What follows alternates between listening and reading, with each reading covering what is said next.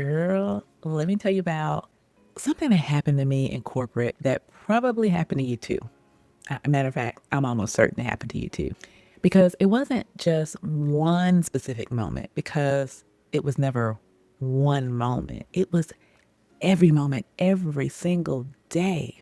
It was being told, you should smile more, when all you were doing was just thinking, when you were just doing your job, when you were trying to solve a problem that nobody else in the room could solve. It was being told that you sound upset when you were speaking normally, when your tone was professional, when you had done nothing wrong except exist in this room that wasn't even built for you anyway. And then watching some colleagues yell across conference rooms, show up late, turn in subpar work, be openly rude, and they get promoted. And this happened over and over and over again. And what do you do with that? You learn, you adapt, you survive, you make yourself smaller, you soften your voice, you add, I think, or just, or sorry to interrupt, to sentences that did not need any of those words anyway. You smile when you're not even happy. You stay quiet when you have the answer. You basically shrink. And here's the thing. When you finally left that building, that corporate environment, you took the shrinking with you without even realizing it. And that is what we're going to talk about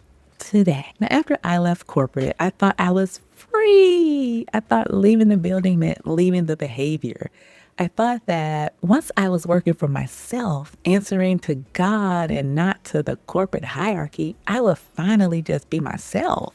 And then I started working with ministry leaders because I was a burnout prevention coach for ministry leaders first. And I caught myself doing the exact same things, monitoring my tone before I said something direct, softening my feedback that actually needed to land harder for them in order for them to learn, and watching what I said and how I said it, making sure I wasn't too much, making sure nobody felt challenged, making sure I stayed in a lane that felt safe. So I had left the building, the corporate building, but I didn't leave the conditioning. And sis, that is the thing about shrinking that nobody really talks about. It doesn't stay in the office. It follows you home. It follows you into your new business. It follows you in your content, in your messaging, your offers, your outreach. It shows up as vague messaging that doesn't sound anything specific enough. It shows up as avoiding your niche because choosing one person means disappointing somebody else. It shows up not reaching out to your ideal client because what if she says no? It shows up as building a whole business in a whisper when God told you to use your whole big woman voice. And I'm here to tell you today that season is over. We are done shrinking, starting now. So before we go any further, I want to give this a name because one of the most powerful things you can do for any behavior that is unconscious is name it. In workplace psychology, researchers call it shrinking, and it actually refers to the psychological and behavioral ways that women, and particularly women of color, minimize their presence, their voice, their achievements to fit into a workplace culture that wasn't even designed for them. It is actually a survival mechanism. And I want to be very clear about something before we go even further. You didn't shrink because you were weak, or you lacked confidence, or because something was wrong with you. You shrunk because it worked. It kept you employed. It kept you safe. It kept the retaliation at bay. It kept people from labeling you as difficult or aggressive or you being too much. In a system that punished you for being too visible and punished you for being too invisible, shrinking was the most rational response available to you at that time. The McKinsey 2025 Women in the Workplace report confirms what you already know, like it already lives inside of you. For every 100 men promoted to manager, only 60 Black women reach that same level. 60. And the broken rung, the failure to promote women to the first level of management at the same rate as men, that has persisted for 11 consecutive years. 11 years of data confirming what your body already knew. The system just wasn't built for you to take up space freely. So you adapted. You learned the rules, you played the game, and you survived. But surviving isn't the same as thriving. And the rules of that game are going to destroy your coaching business if you don't recognize them for what they are. Let me describe shrinking in detail because I want you to see if you see yourself in this. Not to shame you, but because you can't unlearn what you haven't named. The first form of shrinking is self-silencing. Now, this is withholding your ideas in meetings or keeping your opinions to yourself because you've learned that speaking up comes with a cost. You have the answer, you know the solution, but you've been burned enough times by watching your idea get ignored and then repeated by someone else 5 minutes later to the sound of applause. So you just stop offering it. Now, in your business, this looks like content that never actually says anything, posts that are inspirational but not specific, videos that talk around the thing instead of saying the thing, messaging that could apply to anybody, but because you've learned that being specific feels dangerous. The second form of shrinking is downplaying your success. Now, this is brushing your accomplishments under the carpet or attributing your wins to luck rather than skill. You've been conditioned to believe that owning your success makes you greedy or arrogant or even threatening. So you deflect. You say, oh, it was nothing, or I just got lucky, or the team really did all the work. Now, in your business, this looks like you not talking about your results, not sharing your client wins, not saying directly what you've done and what you can do for somebody else, whispering your offer instead of declaring it. The third form is code switching. This is adjusting your speech, your tone, your personality to mirror the dominant culture around you. Now, researchers call what happens when you do this long enough duck syndrome. Now, on the surface, you look calm and put together. Underneath, you're paddling frantically just to maintain the illusion of fitting in. The psychological cost of that performance over years and decades is enormous. Now, in your business, this looks like sounding like every other coach on the internet instead of sounding like yourself, softening your voice on camera, losing your big sis energy because somewhere you learned that being too direct makes people uncomfortable. The fourth form is accommodating others. So softening your language, adding the word just before your request, saying I think instead of I know, taking on tasks that are beneath your expertise because you want your colleagues to feel comfortable, shrinking your professional footprint so the people around you feel bigger. In your business, this looks like undercharging, doing free work that should be paid work, letting clients set the terms of the relationship instead of you setting them yourself, making your offer smaller than the transformation it actually delivers. So let me share some data with you that your body already knows, but at least we have some concrete data, right? So the McKinsey report tells us that senior level women are experiencing burnout at a rate of 60%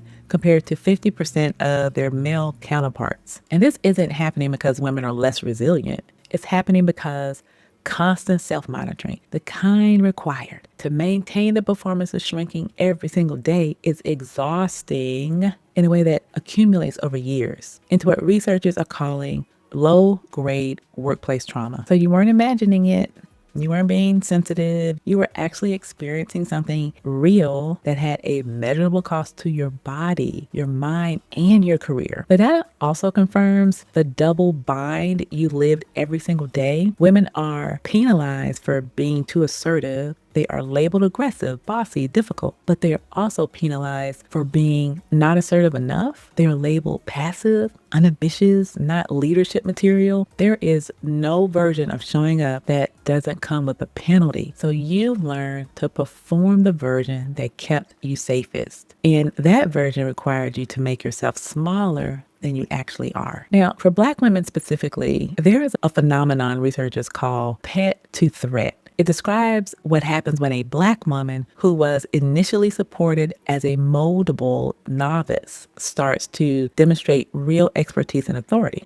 Now, 50% of professional alumni from the Management Leadership for Tomorrow reported that a white mentor or sponsor who initially supported them later undermined them once they became high-performing peers or competitors. So you weren't imagining that shift, sis, and you aren't crazy. Now, here's a part of the conversation that I haven't heard anyone else say this in the faith and coaching, business coaching space. The same system that taught you to shrink in corporate is actually still running in your coaching business. And it is costing you clients and income and impact. When you refuse to choose a specific niche because you don't want to leave anyone out, that's actually shrinking. You've learned that taking up a specific lane and claiming a specific expertise and declaring yourself the person for a specific woman feels dangerous. So you stay vague and you stay small. You make your message just quiet enough that nobody can object to it. When you avoid reaching out directly to your ideal client because you don't want to seem pushy or salesy, that is shrinking. You've learned that being too visible, too forward, too direct comes with consequences. So you post and hope, you create and wait, you whisper your offer, and you do all of that instead of just walking up to the woman who needs it and saying, I can help you. When you underprice your coaching because you're not sure anyone will pay what you are actually worth, that is shrinking. You've learned that claiming your full value makes people unforgettable. That corporate office is gone, but the conditioning stayed. And I know this because I did it. I left corporate, I built my own business, and I was monitoring my tone with ministry leaders, still making myself smaller in a room I had built myself, still following rules from a system I had already left. The shrinking doesn't stop when you walk out the door. It stops when you decide it stops. Esther didn't shrink. She walked into the king's court uninvited, knowing it could cost her life. And she said, if I perish, I perish. That wasn't reckless. That was actually the recognition that her voice was her assignment, and staying silent was not an option she could afford. Deborah didn't shrink. She sat under a palm tree and judged Israel. And when Barak wouldn't go to battle without her, she didn't apologize for her authority. She went because the assignment required her presence. The woman with the issue of blood pressed through the crowd that was not designed to include her, reached out and touched the hem of Jesus' garment and was healed. She didn't wait for permission. She pressed through. Every woman God has used had to make a decision to stop shrinking in a system that was not built for her and show up fully for her assignment she was given. Listen, God gave you your voice, not a softer version of a voice or a more palatable version of one, not the version that makes everyone in the room comfortable. Your actual voice, the one with direct truth and the conviction that comes from 20 plus years of experience in rooms that tried to make you even smaller. And if you stay silent, if you keep shrinking, if you keep whispering when God told you to speak, you're being disobedient. You are withholding from the women who need the exact thing that God specifically equipped you to give to them. So staying silent causes you to forsake your assignment. You know what I wish someone had handed me when I was monitoring my tone with those ministry leaders? A clear picture of exactly who I was built to serve and why. Because the shrinking gets louder when you are unclear about your assignment. Clarity is what gives you permission to be specific. And specific is the opposite of playing small, sis. So if you don't have that clarity yet, go take my free quiz. What type of faith-based coach are you secretly meant to be? It takes about 3 minutes to find out your coaching personality. Make sure to put the link below. It will show you exactly where your gifts are pointing, and it will also give you the first piece of evidence that your brain needs that you are exactly where God called you to be and you're exactly who God says you are. So what do you actually do this week to start unlearning 20 plus years of shrinking? The first thing you should do is just audit your last 10 pieces of content. Pull them up right now if you want and read through them and ask yourself one question. Does this even sound like me? Look for the word just. Look for I think instead of I know. Look at your messaging and see if it is clear who should be reading that particular message. That audit is going to show you exactly where the shrinking has been, and you can fix it immediately. Second, identify one place in your business where you've been accommodating instead of leading. So one place where you set the term smaller than it should be. One place where you undercharged and underdelivered on the promise of your own expertise because somewhere you learned that claiming your full value makes people uncomfortable. Name that, write it down, and decide today, right now, that you are changing that. The third thing is, and this is the most important, use your voice this week in a way that feels like a stretch, not a comfortable post or a safe caption. Something specific, something direct, something that sounds like you. Reach out to one client directly also. Record one video, a video that where you say something that you've been too scared to say. Write the post that takes a real position instead of you saying staying safely in the middle. Your voice is your assignment. And the women who need what you carry can't find you when you're whispering. The research tells us that employees with sponsors are promoted at nearly twice the rate of those without. In your coaching business, you don't need a corporate sponsor. You need to sponsor yourself. You need to be the one who advocates for your own expertise, your own value, your own voice in every piece of content, every offer, every outreach, every conversation. Nobody is going to put a tiara on your head in this business either. You have to put your own tiara on. Here's what I need you to walk away with today. You didn't shrink because you were weak. You shrank because you were smart enough to survive a system that was designed to keep you small. And that survival instinct served you. It kept you employed. It kept you safe. It kept you in the room long enough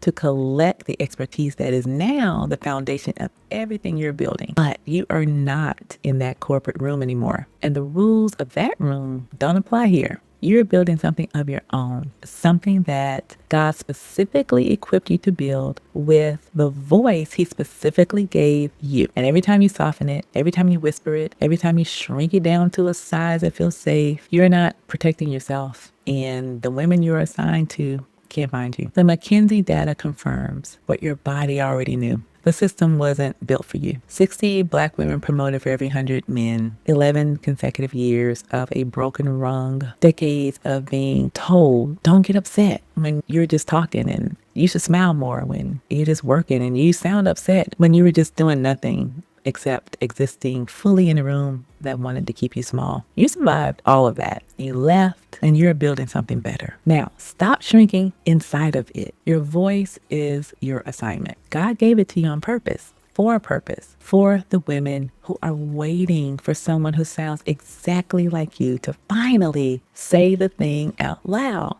So say it. The women who need you are not looking for a softer version of what you know. They are looking for you, the real you, the one with receipts and the lived experience and the voice that corporate spent 20 years trying to quiet. My mini course, the Christian Women's Blueprint to Your First Coaching Clients, will show you exactly how to package all of that into an offer, price it with confidence, and get in front of the right women. The women who need you are not looking for a softer version of what you know. They are looking for you, the real you, the one with the receipts and the lived experience and the voice that corporate spent 20 years trying to quiet. My mini course, The Christian Woman's Blueprint to Your First Coaching Clients, will show you exactly how to package all of that into an offer, price it with confidence, and then get in front of the right women. I'll make sure to put a link of that below if you're watching on YouTube. And I'll also make sure to include that in the show notes if you're listening to this on the Launch Your Coaching Ministry podcast. And listen, hit subscribe if you haven't subscribed yet, sis. Okay, make sure you do that while you're down there, because every single week we show up here and have the kind of conversation that corporate never let us have. And I will see you in the next one.